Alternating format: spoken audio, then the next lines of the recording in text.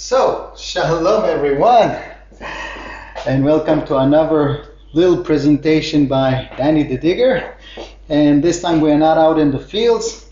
After reviewing such big topics like the Church of the Holy Sepulchre, the Garden Tomb, the archaeology that relates to both sites, I thought that it's maybe better we stop for a minute before moving on to the next sites to clarify one issue which I mentioned in my presentations, but I should have drawn a map. Well, it's hard to do it when you're filming and taking care of audio and making sure the monks don't yell at you and no tractor passes by. There's enough issues to deal with as it is. So now in the quiet of late at night here at my house, we're in my kitchen actually, and I hope the dog doesn't bark. So we have the audio all done nicely and quietly. I want to address a specific subject that I mentioned in my presentation, and that is the second wall. I kept referring to it both when talking about the Holy Sepulchre and about the Garden Tomb. The second wall is critical to exclude or include certain sites because the second wall was created shortly, a few decades before the crucifixion of Jesus, and the death and the burial that followed was nearby. Both were outside the city, but where is that outside exactly? For this we have now a chart, we have some colors. So let's start. How did Jerusalem look like in the first century? Well, first of all, Jerusalem, like many cities around the Middle East, are based on water. Where there's water, there's life, and Jerusalem is no exception. Life began around a spring called the Gihon spring. That's where the Canaanites settled around it on the slope here. And David, conquering it from the Jebusites, he establishes here his new capital of his new united kingdom, the city of Jerusalem. He buys the mountain above it, and his son Solomon will build there the famous temple where the ark was kept, and this is more or less the shape of biblical Jerusalem. It did expand by the 7th century, and then the Babylonians knocked it all down and sent the Jews to exile. But they came back. That's the return to Zion, as recorded in the books of Isaiah and Nehemiah, and it is Nehemiah especially who is in charge of rebuilding the city walls, rebuilding and activating the temple. And we have now a second temple period, as it is known in the literature. In the days of the Maccabees, the city again expands and walled. And the walls of the city will now include not just biblical Jerusalem, but also the northwestern hill, what we call today Mount Zion, the Armenian quarter, the Jewish quarter, going up towards more or less Jaffa Gate of today, and then returning towards the Temple Mount. The Temple Mount itself was enlarged, was expanded by the Maccabees, but it would be expanded even more by their successor, Herod, appointed by the Romans. He is a great builder, and among others, he takes the Temple Mount and he creates retaining walls around it, so it becomes a giant, almost rectangular size area. It's a bit trapezoid, with the temple also completely rebuilt. And this is the famous second temple that you see in many drawings in the model at the Israel Museum and so on. Technically, it's the third temple, or 2.1 if you wish, because it's taking the Maccabean temple and environment and expanding it to a grand scale. More important, he adds a whole new neighborhood towards the north, and that is what we call the second wall, the subject of this vlog. Why did he have to wall this area when there is already a wall here, and why is this area so tactical and important? You need to understand the topography. Here you have the Kidron, and here you have the Hinnom valleys. Yes, these are two valleys. So here you have kind of a natural protection for the city. But the north, forget it. It's flat. It's actually going uphill in a moderate angle. So the north is the most vulnerable part of the city. And historically, most of the time when the enemy came to conquer the city, it came from the north and it succeeded in doing so. The only exception were the Israeli paratroopers. 1967, they came from the east. But that's another story. Anyway, King Herod expands the city, adds a whole new quarter, probably for commercial activity. He was a great businessman, but he walls it as well. And Herod is prior to Jesus. Now, we all assume that Jesus was put to death in the northern part of the city, which means it has to be outside the city walls. Now, the only thing that we can identify for sure in the line of the wall is the gate that we call today Damascus Gate. And Damascus Gate, until the 19th century, was actually believed to be not part of the second wall, but the third wall. It turns out that after Jesus is crucified, just a few years later, the grandson of King Herod takes over, and his name is Agrippas the First. And he, according to Josephus, adds another third protective line towards the north, which is completed when the rebellion breaks out, and the Romans conquer all of these walls in a few days, 2 weeks. Now, because there were no finds of any walls here, it was assumed that actually Damascus Gate is the third wall. Okay, marking it like this.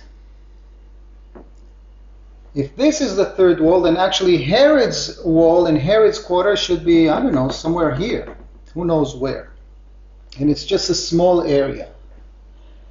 Okay, and that is quite important because in the 4th century, Helena Augusta, she comes here and the local bishop of Jerusalem presents to her this very site, telling her this is where Jesus was crucified. Now, when she's coming, the city walls are actually something like this. So how could she approve a location for the crucifixion and burial of Jesus when the text tells us clearly it was outside city walls? Well, that is because this, of course, didn't exist. This is Roman Ilia Capitolina. And this was added only later. So actually in the days of Jesus, this is the size of the city. And this is external. So everything seems to fit. The shape of the tomb seems to fit. Everything goes well. Until 1838. 1838, the brilliant, the maverick American scholar named Edward Robinson. Remember the name. He contributed so much to biblical archaeology. He laid a foundation, especially for historical geography. He identified so many biblical places. And among others, he traced a wall around here. Now, I'm reminding you that Damascus Gate is here, right? Whoops. So what is going on here? What is this third wall and where is the second wall? So it was his discovery, followed by discoveries in the 1920s, that there is a clear third wall here,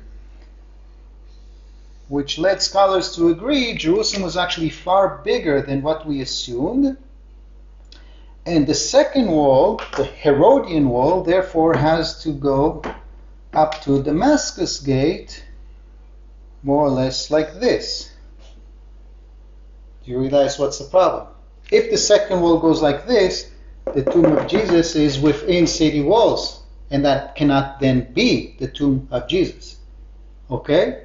And it is also 19th century scholarship that suggests that the alternative tomb of Jesus should be here, and that's the site of the garden tomb, which makes supposedly much more sense because it's definitely outside the second wall. Again, if I erase the third Agrippa wall, this is outside the city, while this is inside the city. That's a big thumbs up for anyone supporting the garden tomb theory. Okay? And that's why it had so many supporters at the time. And let me tell you, the third wall is still identified more or less at this route. We actually found in the 1990s, when work was done for the light train, we found more parts of it here. No one questions the fact that the third wall went around here. The question is the second wall. And if you look today at maps of Jerusalem, you see that there's a little trick done in the map to validate the Holy Sepulchre after all. It says, yes, Damascus Gate is part of the second wall, but right after it made a sharp turn this way and a sharp turn this way, and then it connected to the first wall around here.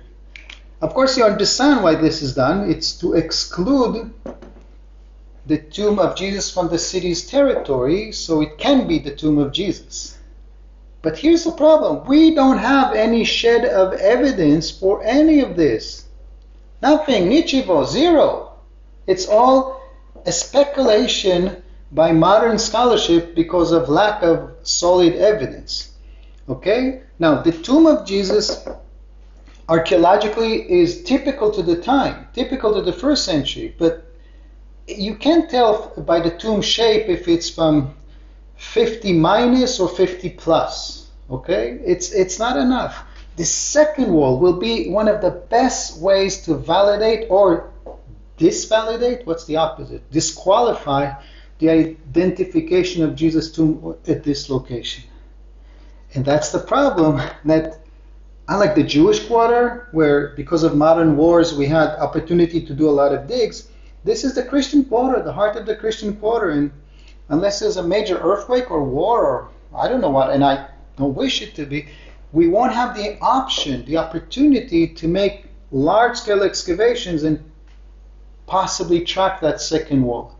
There were suggestions to track it at the Nievsky Church, which is here. I vlogged it and I showed how it's not. There was another dig conducted at the Redeemer Church around here. They also suggested to track the second wall. Most scholars do not agree with them. We just don't know. But I'll tell you something very, very intriguing that happened during the pandemic. One of my friends who has a souvenir shop around here was using the opportunity to do some maintenance, some renovation. And in the back of his shop, archaeologists found a pretty massive wall. I was, of course, I was so intrigued by it, and right away I went to see the place.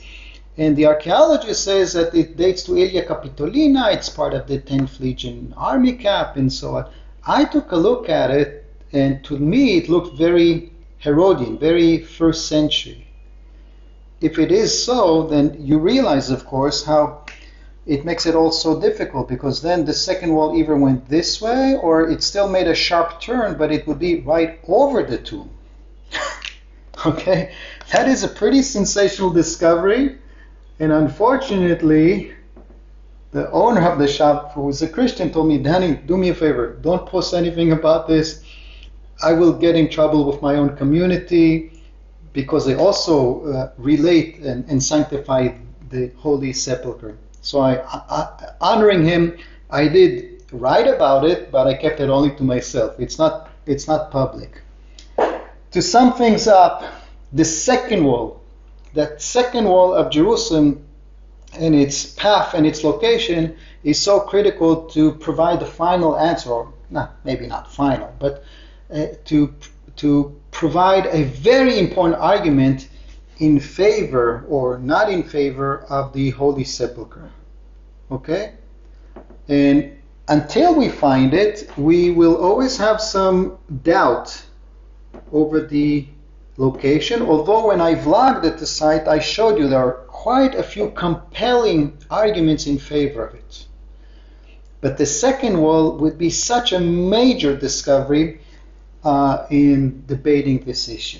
So I hope things are more clear now, and of course hit subscribe, like, comments, all of those things, because there's a lot more good stuff relating to Christianity, Jesus, the New Testament coming up. In fact, the next subject is also going to be a very, very confusing topic. Emmaus. After the resurrection, what happens next? The Gospel of Luke tells us that Jesus appears at the site of Emmaus. Supposedly the name is clear. But guess what? There are 4, maybe even 5 different locations suggested by different scholars to be that famous Emils. So I'm going to devote at least 3 chapters to the quest after Emils, and you don't want to miss that.